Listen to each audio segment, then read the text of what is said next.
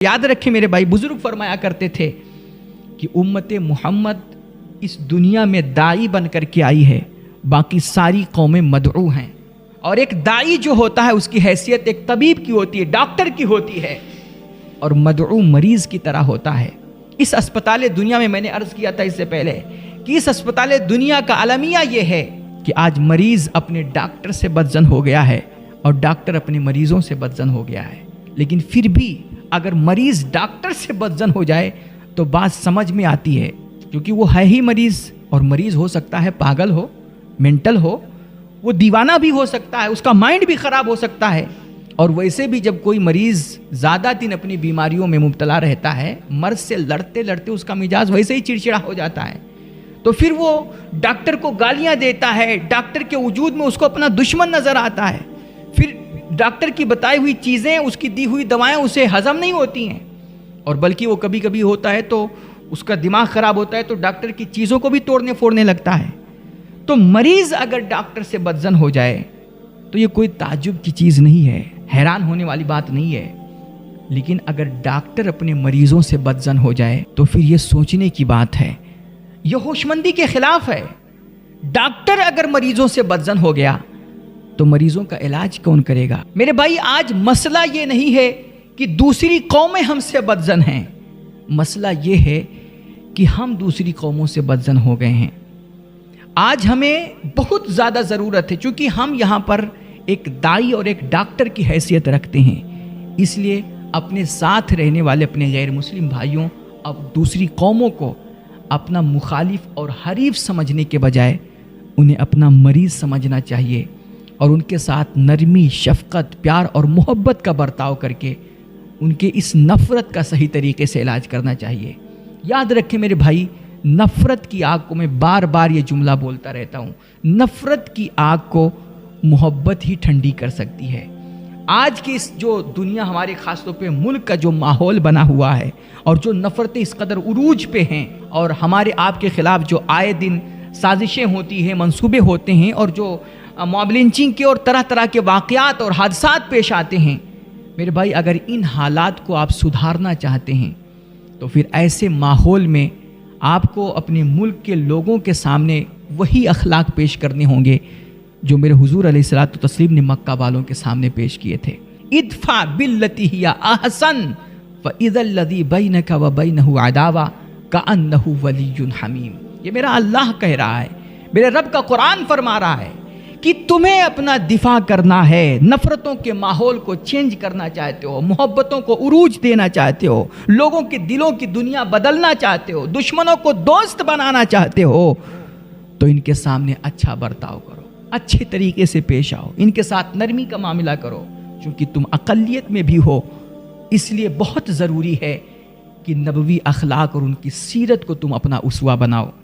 میرے حضور کی سیرت، میرے حضور کا اخلاق دیکھیے، مکے سے میرے حضور ایک گلی سے گزر رہے ہیں، ایک کافرہ عورت ہوتی ہے، آپ کے سر پہ کوڑا ڈالتی ہے آپ کی توہین کرتے ہوئے۔ دیکھیں یہ واقعہ روایت کے اعتبار سے اس کے صحت پہ کلام ہو سکتا ہے، لیکن معنی کے اعتبار سے اس پہ کوئی کلام نہیں ہو سکتا ہے، کیونکہ میرے حضور کو اللہ نے ایسا ظرف دیا تھا، جو نبی پتھر کھا کے دشمنوں کو دعائیں دے سکتا ہے، وہ ایک بڑھیا، کوڑا پھینکنے والی بڑھیا کے ساتھ ایسا سلوک نہیں کر سکتا، اس لیے اس کے مانن اس روایت پہ کوئی کلام نہیں کیا جا سکتا۔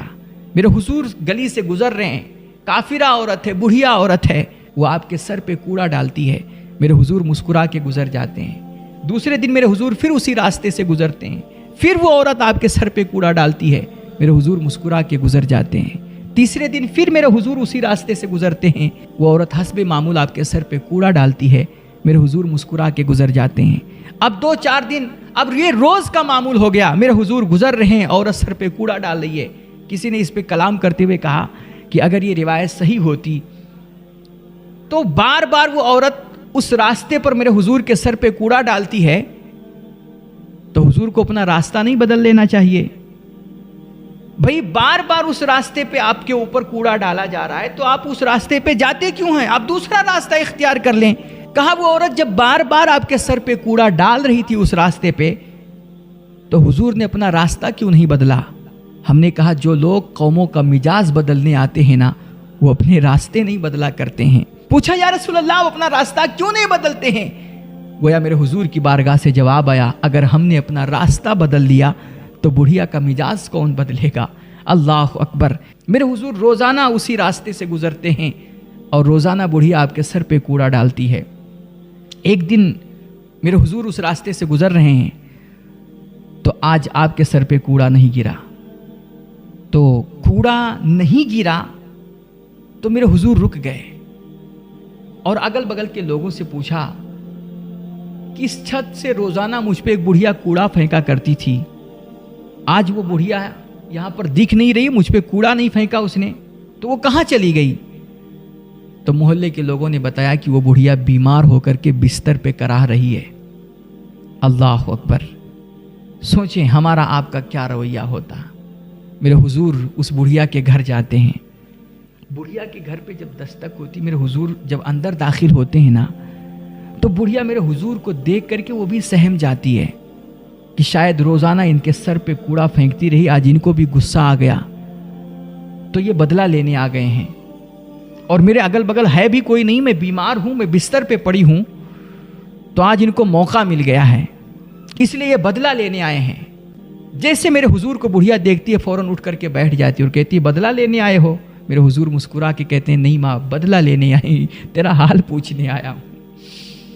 اللہ اکبر کبیرہ، تیرا حال پوچھنے آیا ہوں۔ ہے دنیا کا کوئی اتنا بڑا انسان کی جس کا اتنا بڑا ظرف ہو اپنے دشمنوں کی خیریت پوچھنے جائے؟ یہاں تو اپنے بھائی کا حال کوئی نہیں پوچھتا، اپنے سگے ماں باپ بستر پہ پڑے کرا رہے ہوتے ہیں، کھانس رہے ہوتے ہیں، ان کو دوا لانے والا کوئی نہیں ہوتا ہے، یا غیروں کا دشمنوں کا حال پوچھنے کون جائے گا؟ میرے حضور اس بڑھیا کے گھر جاتے ہیں، کہتے ہیں ماں تیرا حال پوچھنے آیا ہوں، سنا ہے تو بیمار ہے۔ بڑھیا کہتی سچ بتا بیٹا، حال پوچھنے آیا ہے؟ میرے حضور کہتے ہیں ہاں ماں، تیرا حال پوچھنے آیا ہوں۔ بڑھیا کی آنکھوں میں آنسو آتے ہیں اور بڑھیا کہتی پھر ہاتھ بڑھا بیٹا، میں تیرے ہاتھ پہ کلمہ پڑھتی ہوں، اشہد ان لا الہ الا اللہ و اشہد ان محمد رسول اللہ۔ بیٹا اس دنیا میں اتنا بڑا حوصلہ اگر کسی کا ہو سکتا ہے تو اللہ کے کسی سچے رسول کا ہی ہو سکتا ہے، ورنہ اتنا بڑا ظرف والا کون ہوتا ہے؟